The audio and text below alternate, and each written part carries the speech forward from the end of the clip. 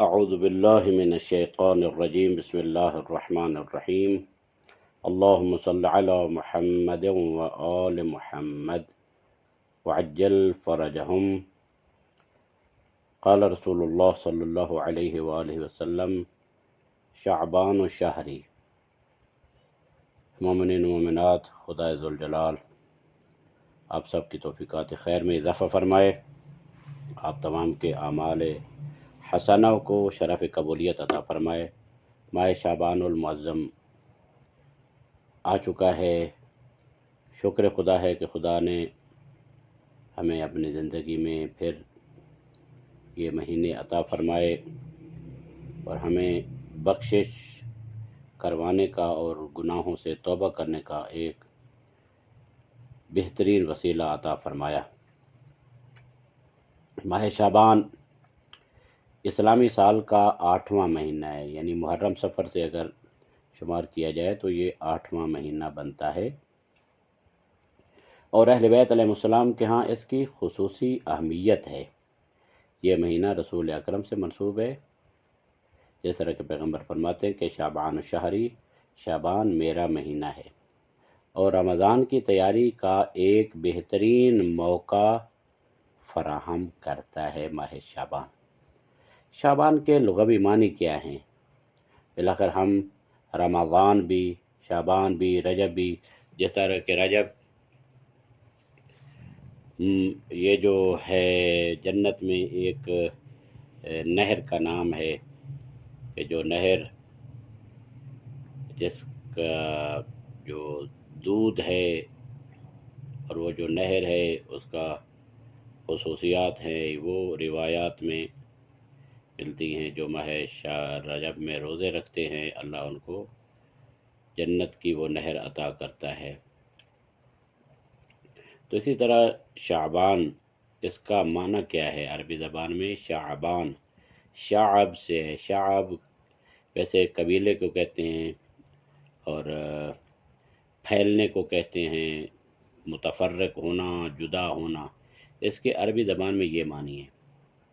بعض علماء نے لکھا ہے اس مہینے میں اللہ کی رحمت اور برکتیں پھیلتی ہیں، اس وجہ سے اس کو شعبان کہا جاتا ہے۔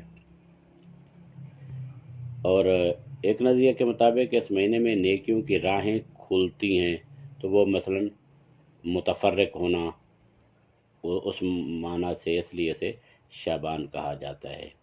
بہرحال جو معنی بھی مراد لیا جائے، رحمت پروردگار کا جو ہے وہ نزول ہے اس میں۔ ماہ شعبان کو نہج البلاغہ میں امیر المومنین نے اس کی عظمت پر روشنی ڈالی ہے۔ مولا نے نہج البلاغہ میں عبادات اور نیکیوں کے مواقع پر روشنی ڈالتے ہوئے مولا نے فرمایا، اللہ نے رمضان کو تمہارے لیے میدان عبادت بنایا ہے، یعنی ماہ رمضان، لیکن اس سے پہلے کے مہینے بھی اس کی تیاری کے لیے ہیں۔ رمضان المبارک کی تیاری کرنے کے مہینے۔ جو شخص ان مہینوں میں اپنی روح اور نفس کی تربیت کرے گا، وہ رمضان المبارک میں اللہ کی رحمت سے سرفراز ہوگا، کامیاب ہوگا، بہرہ مند ہوگا۔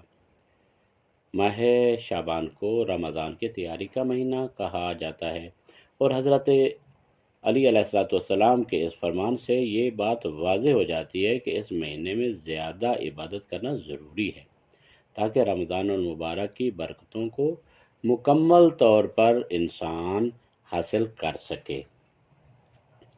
اس کے علاوہ صحیفہ سجادیہ، زبور آل محمد، امام سجاد علیہ السلام کی دعاؤں کا مجموعہ بہت بڑا علمی خزانہ ہے۔ ہمیں چاہیے ہم قرآن، نہج البلاغہ، صحیفہ سجادیوں کو اپنا اوڑھنا اور بچھونا بنائیں۔ ہمیں جو مشکلات جب آتی ہیں تو ہم کہتے ہیں فلاں پیر کے پاس جاؤ، وہاں سے تعویذ لے لو۔ آپ نے پیسے بھی ضائع کیے، اور وہاں جا کر پتہ نہیں وہ کیسی کیسی باتیں کرے گا، اور وہ کیا کیا دے گا، اور کیا کیا پھر معاشرے میں فسادات ہوتے ہیں تعویذات کے ساتھ۔ تو ہمارے مذہب میں اللہ نے ہمیں بہترین ائمہ اور رہبر و رہنما عطا فرمائے ہیں اور بہترین کتابیں عطا فرمائی ہیں۔ قرآن کے بعد معتبر ترین کتاب جو ہے وہ نہج البلاغہ صحیفہ سجادیہ ہے۔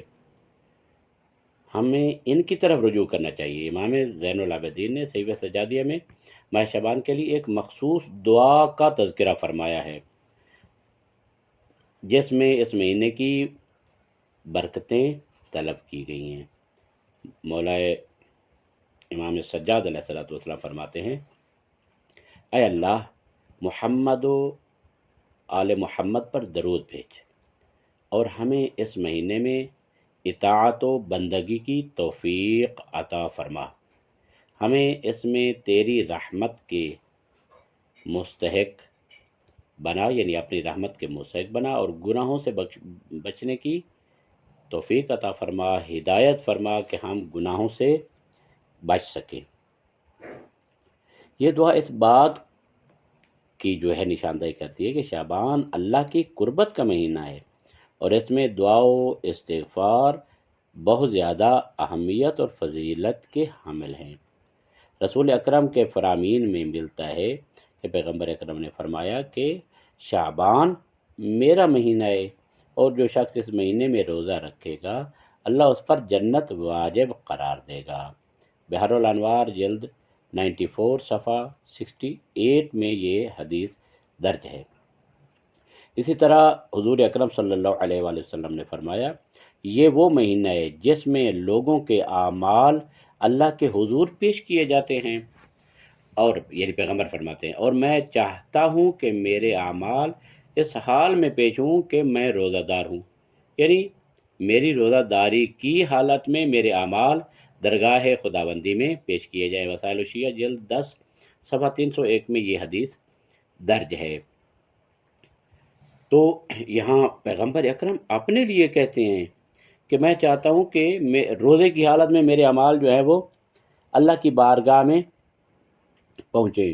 جب خاتم الانبیاء کہہ رہے ہیں تو ہمیں تو اس کا مطلب ہے کہ مستحب ترین اعمال میں سے ہے کہ ہم یعنی روزہ رکھیں اور عبادت کریں۔ اس مہینے میں روزہ رکھنا انتہائی مستحب ہے۔ نبی اکرم صلی اللہ علیہ وسلم خود بھی اس مہینے میں زیادہ سے زیادہ روزے رکھا کرتے تھے۔ ویسے بھی روزہ انسان کی صحت کے لیے اچھا ہے، یہ مطلب متعدد بار بتایا گیا ہے۔ پھر بھی عرض خدمت ہے کہ جس انسان کے اپنے واجب روزے رہتے ہیں وہ مستحب روزے نہیں رکھ سکتا۔ اگر روزہ مستحب رکھے گا تو روزہ باطل ہوگا، اور نہ ہی کوئی واجب شمار ہوگا اور نہ ہی مستحب شمار ہوگا۔ ہاں، جس کے واجب روزے ہیں وہ انہی ماہ شعبان کے روزے جو مستحب ہیں ان میں اپنے واجب روزے کی نیت کرے تو اللہ تبارک و تعالیٰ اسے ماہ شعبان کے مستحب روزوں کا ثواب بھی عطا فرمائے گا اور اس کا واجب بھی ادا ہو جائے گا۔ یعنی جس کو کہتے ہیں 2 in 1، ایک روزہ اس میں 2 بینیفٹ حاصل ہو رہے ہیں۔ تو اس وجہ سے ویسے انسان کی صحت کے لیے بھی روزہ اچھا ہے اور انسان کی معنویت کے لیے روزہ اچھا ہے۔ جو مومنین و مومنات واقعاً بہت زیادہ اس کو اہمیت دیتے ہیں اور سوالات آتے رہتے ہیں کہ اس کے اعمال بتائیے اور اس کی عظمت کیا ہے اور روزے کی عظمت کیا ہے، یہ تمام مومنین و مومنات سوال کرتے رہتے ہیں۔ تو ان کی خدمت میں عرض یہ ہے، امام علی علیہ السلام نے بھی ماہ شعبان کو بہت زیادہ اہمیت دی ہے۔ مولا فرماتے ہیں شعبان کا روزہ جنت کی خوشبو سے معطر کر دیتا ہے، انسان کو خوشبودار بنا دیتا ہے، اور اس مہینے میں خیرات کرنا یعنی لوگوں میں انفاق کرنا، اللہ کی راہ میں دینا، جو کچھ بھی انسان سے ہو سکتا ہے، کوئی کپڑا ہو سکتا ہے، کوئی کسی کو جوتا پہنا سکتا ہے، کوئی کھانا کھلا سکتا ہے، کسی قسم کی بھی خدمت جو غرباء، فقراء، مساکین کی، مستحقین کی خدمت کرنا، خیرات کرنا، کیا کرتا ہے؟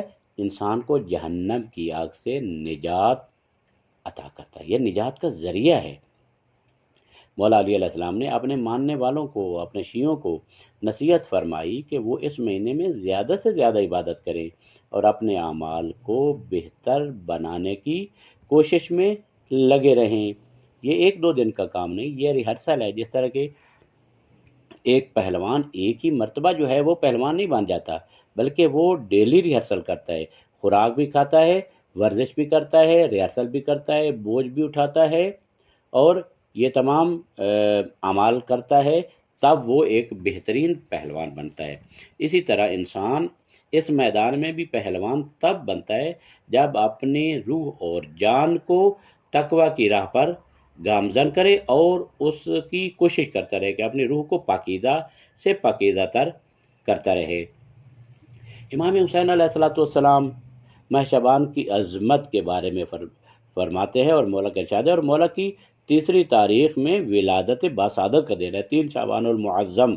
ہر مومن اور مومنہ کو علم ہے کہ پہلی شعبان کو ایک روایت کے مطابق جناب سیدہ عالیہ زینب کبریٰ سلام اللہ علیہا کی ولادت کا دن ہے ایک روایت کے مطابق، اور اسی طرح 3 شعبان کو امام حسین علیہ السلام کی ولادت باسعادت کا دن ہے۔ تو امام حسین علیہ السلام ہماری لاکھ جان قربان ہوں ائمہ اطہار پر اور ان کے فرامین پر۔ فرماتے ہیں جو شخص شعبان میں استغفار کرے اللہ اس کے گناہوں کو بخش دے گا، چاہے وہ سمندر کی جھاگ کے برابر ہی کیوں نہ ہوں۔ البتہ اس میں تفصیل ہے کہ حقوق اللہ نہ کہ حقوق العباد۔ حقوق العباد کی بخشش وہ اپنے حساب سے ہے کہ جس طرح کا حق ہے اس حق کی ادائیگی کر کے پھر اللہ سے استغفار کرے، خداوند متعال اس کو بخش دیتا ہے۔ اور مثلا لوگوں سے بھی استغفار یعنی سوری کرے، ان سے جو ہے معافیت طلب کرے اور ان سے معذرت طلب کرے کہ میں نے تیرا حق نہیں دیا تھا یا بھول گیا تھا۔ بہرحال اس قسم کے حقوق جو حقوق الناس ہیں ان کی ادائیگی کرے۔ تو مولا کا یہ فرمان جو ہے شعبان میں توبہ اور استغفار کرنے سے گناہوں کی بخشش ممکن ہے۔ انسان کو نا امید نہیں ہونا چاہیے۔ انسان جتنا بھی بڑا گناہ گار ہے، خدا نے یہ انسان کی بخشش کے بہانے دیے ہیں انسان کو کہ اے میرا بندہ، یا عبادی الذین اسرفوا علی انفسہم لا تقنطوا من رحمت اللہ، اللہ کی رحمت سے نا امید نہ ہونا۔ جتنے بھی گناہ گار ہو اس کی درگاہ میں آ جاؤ، یہ اس کی بارگاہ میں جانے کے مہینے ہیں۔ امام جعفر صادق علیہ السلام نے فرمایا جو شخص شعبان میں روزہ رکھے اللہ تبارک و تعالی اسے اپنی خاص رحمت کے اندر داخل کر دیتا ہے، اور قیامت والے دن اپنی خاص رحمت کے زمرے میں اسے قرار دے گا، اور وہ قیامت کے دن رسول اللہ کے ساتھ مشہور ہوگا۔ کتنی بڑی عظمت ہے شعبان میں روزہ رکھنے کی۔ یہ بات اس چیز کو ثابت کرتی ہے کہ شعبان میں روزہ رکھنے کی بہت زیادہ اہمیت ہے۔ نیمہ شعبان، 15 شعبان کی بھی بہت بڑی فضیلت ہے۔ 15 شعبان کی بہت زیادہ فضیلت ہے۔ کیوں؟ اس میں مومنین مومنات سب جانتے ہیں کہ ماہ شعبان کی سب سے بابرکت رات شب برات، شبرات نہیں ہوتی، بعض کہتے ہیں شبرات، شب برات یا نصف شعبان، نیمہ شعبان بھی کہا جاتا ہے۔ شب برات یعنی وہ رات جس میں انسان گناہوں سے چھٹکارا پا لیتا ہے اور مثلا شیطانی چنگل سے آزاد ہو جاتا ہے، اللہ کی رحمت کے زمرے میں آ جاتا ہے۔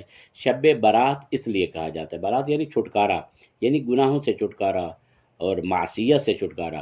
اس وجہ سے شب برات یا نیمہ شعبان کی رات جو 15 شعبان کی رات ہے، یہ رات خصوصی طور پر امام مہدی علیہ السلام کی ولادت کی وجہ سے اور بھی زیادہ اس کو 4 چاند لگ گئے، اور بھی زیادہ اس کی فضیلت جو ہے وہ بڑھ گئی۔ کیوں؟ اس وجہ سے کہ اس میں ہمارے قائم آل محمد کی ولادت کی رات ہے، تو اس میں اور بھی فضیلت بڑھ گئی۔ امام جعفر صادق علیہ السلام نے فرمایا 5 راتیں ایسی ہیں جن میں دعا کبھی رد نہیں کی جاتی۔ کون کون سی 5 راتیں؟ مومنین اس کو نوٹ فرما لیں، یاد کر لیں، اس میں اپنی خصوصی عبادت کا اہتمام کیا کریں۔ شب جمعہ، رجب کی پہلی رات، اول رجب، شعبان کی 15ویں رات، عید الفطر کی رات اور عید الاضحیٰ کی رات، یعنی ماہ رمضان کی جو عید ہے وہ، اور قربانی کی عید، یہ ان کی راتیں جو ہیں، یہ 5 راتیں ہیں جن میں دعا رد نہیں ہوتی۔ نصف شعبان، نیمہ شعبان میں یہ سوال کیا جاتا ہے ہم کیا کریں؟ نماز شب ادا کریں، اپنی قضا نمازیں پڑھیں، استغفار کریں، دعا کریں پروردگار سے، جو چیز مانگنا چاہیں خدائے ذوالجلال سے، اس کے خزانے میں کوئی کمی نہیں ہے۔ اگر خدا پوری کائنات کے خزانے ایک آدمی کو بھی دے دے تب بھی خدا کے خزانوں میں اتنی کمی بھی نہیں آتی جتنی 7 سمندر سے ایک قطرہ نکالنے کے بعد آتی ہے۔ خدا کے خزانے کم نہیں ہیں، لہذا خدا تو فرماتا ہے کہ فَاذْكُرُونِی اذْکُرکم، اے میرا بندہ تم مجھے یاد کرو میں تمہیں یاد کرتا ہوں، یعنی تم مجھ سے استغفروا ربکم انہ کان غفارا، استغفار کو اور اپنے پروردگار سے، وہ غفار ہے، تمہارے گناہوں کو بخش دے گا۔ دعا مانگو، جو دعا مانگنی ہے مانگو، ان راتوں میں دعائیں قبول ہوتی ہیں۔ آپ نے صفائے قلب، دل کو پاکیزہ کر کے اس میں دعائیں مانگی جائیں۔ اور کون ہے سننے والا؟ یا الہی من لی غیرک اسألہ کشف غری، امیر کائنات فرماتے ہیں اے پروردگار تیرے علاوہ میرا کون ہے کہ جس سے میں اپنی مشکلات کو حل کرنے کی سوال کروں، درخواست کروں، تو خدا ہی ہے۔ ہاں وسیلہ دے، ائمہ علیہ السلام کا وسیلہ دے، مولا امام صاحب الزمان کا وسیلہ دے، مولا امام حسین علیہ السلام کا وسیلہ دے، جن ہستیوں کا وسیلہ دینا ہے ان کا وسیلہ دیں، ان کا واسطہ دے، اللہ تبارک و تعالیٰ ان کی وسیلے سے دعائیں قبول فرماتا ہے۔ زیارت امام حسین علیہ السلام ہے، پھر دعائے 2 رکعت نماز زیارت امام حسین علیہ السلام ہے، یعنی زیارت عاشورہ کی تلاوت کریں، اس کے بعد سجدہ میں وہ دعا ہے وہ پڑھیں، اور 2 رکعت نماز زیارت عاشورہ وہ بھی ادا کریں۔ امام حسین علیہ السلام کی روح پاکیزہ کے ساتھ جڑنے کا ایک بہترین ذریعہ زیارت عاشورہ کی تلاوت ہے۔ اور ایک بات جو بہت زیادہ اہمیت کی حامل ہے وہ یہ ہے کہ تلاوت قرآن کی جائے، تلاوت قرآن کی جائے۔ فقرؤ ما تیسر من القرآن، جتنا بھی ممکن ہے آپ قرآن کی تلاوت کریں، ایک صفحہ کر سکتے ہیں ایک صفحہ کریں، ویسے مستحب ہے کہ 50 آیات مومن ہر روز تلاوت کرے، اس سے بھی زیادہ کرے، لیکن مستحب ہے کہ 50 کم از کم 50 آیات ہوں۔ اگر نہیں کر سکتا ایک صفحہ کی تلاوت کرے، ایک صفحہ نہیں کر سکتا آدھے صفحے کی تلاوت کرے، چند آیات کی تلاوت کرے۔ قرآن کی تلاوت کرنا روایات میں بھی ملتا ہے اور علماء و بزرگان کے سیرت میں بھی ملتا ہے، جب بھی وہ کسی معصوم کی مزار پر جاتے تھے تو سب سے زیادہ وہ قرآن مجید کی تلاوت کیا کرتے تھے، یا زیارت جامع کبیرہ کی تلاوت قرآن اور باقی جو زیارات ہیں ان کی تلاوت بھی جو کتاب میں لکھی مفاتی میں وہ مستحب ہے۔ معصوم سے جڑنے کا بہترین ذریعہ ہے کہ ان کی زیارت کے بعد توسل کرے، ان کے ذریعے خدا کی بارگاہ میں، بہترین ذریعہ۔ شعبان کے اعمال بعد جو ہے مستحب ہیں، روزہ رکھنا۔ امام جعفر صادق علیہ السلام نے فرمایا کہ جو انسان ماہ شعبان میں روزہ رکھتا ہے، ایک روزہ بھی رکھے، اللہ اسے جنت، اس کے لیے جنت واجب کر دیتا ہے، خصوصی طور پر 5ویں، 13ویں، 14ویں، 15ویں اور آخری 3 دن کے روزے مستحب ہیں۔ رسول اکرم صلی اللہ علیہ وآلہ وسلم پر صلوات بھیجنا، خود رسول اکرم نے فرمایا جو شخص شعبان میں مجھ پر صلوات بھیجے گا میں قیامت کے دن اس کی شفاعت کروں گا۔ لہذا محمد وآل محمد پر صلوات بھیجنا بہت زیادہ اہمیت کا حامل ہے۔ آپ دیکھتے ہیں کہ صحیفہ سجادیہ میں امام سید الساجدین نے ہر ایک پیرا جو ہے اس کے بعد محمد وآل محمد پر صلوات بھیجی ہے، تو صلوات کا بہت زیادہ ثواب ہے۔ استغفار کرنا اور ذکر خدا کرنا، امام صادق علیہ السلام نے فرمایا جو شخص روزانہ 70 مرتبہ استغفار کرے اس کے گناہ معاف کر دیے جائے گی۔ اور خصوصاً اس چیز کا زیادہ تکرار کیا جائے اور ورد کیا جائے، لا الہ الا اللہ، لا نعبد الا ایاہ مخلصین لہ الدین ولو کارہ المشرکون، اس کا زیادہ ورد کیا جائے ماہ شعبان میں۔ صدقہ دینا، جو ماہ شعبان میں صدقہ دے اللہ اس کے مال میں برکت دے گا اور اس کے گناہ معاف فرمائے گا۔ لہذا ماہ شعبان کا مہینہ بہت ہی عظمت والا مہینہ ہے، برکت والا مہینہ ہے، عبادت کا مہینہ ہے۔ ماہ رمضان کی تیاری کے لیے بہترین مواقع فراہم کرتا ہے، انسان آمادگی پیدا کر لیتا ہے۔ نہج البلاغہ صحیفہ سجادیہ اور ائمہ علیہ السلام کے دیگر فرامین سے یہ معلوم ہوتا ہے کہ اس مہینے میں روزہ، دعا، صدقہ اور صلوات پڑھنا بہت زیادہ مستحب ہے۔ خاص طور پر نیمہ شعبان کی رات کو اللہ کی رحمت سے فیض یاب ہونے کے لیے عبادت کرنا ضروری ہے۔ اللہ ہمیں اس مہینے کی برکات سے زیادہ بہرہ مند ہونے اور استفادہ کرنے کی توفیق عطا فرمائے، اور تمام مؤمنین و مومنات جو جہاں پر بھی دنیا میں آباد ہیں، خدا ذوالجلال ان سب کو جو زندہ ہیں ان کی توفیقات میں اضافہ فرمائے، اور ہم سب کو مل کر جو ہے عبادت الہی کرنے کی توفیق عطا فرمائے، اور جو مومنین و مومنات دنیا سے چلے گئے اور اپنے آخرت کے گھر کو وہ سجا چکے ہیں، پروردگار عالم ان کے درجات بلند فرمائے اور ان کے روحوں کو ائمہ علیہ السلام کی ارواح کے ساتھ معشور فرمائے، اور ان کو بھی جو مثلاً انجام دیتے تھے، یہ اعمال انجام دیتے تھے، آج وہ نہیں ہے دنیا میں، پروردگار ان کو ان نیک اعمال کا ثواب عطا فرمائے۔ وصلی اللہ علی محمد وآلہ الطیبین الطاہرین المعصومین، اللہم عجل لولیک الفرج والعافیت والنصر واجعلنا من خیر اعوانہ وانصارہ والمستشہدین بین یدیہ۔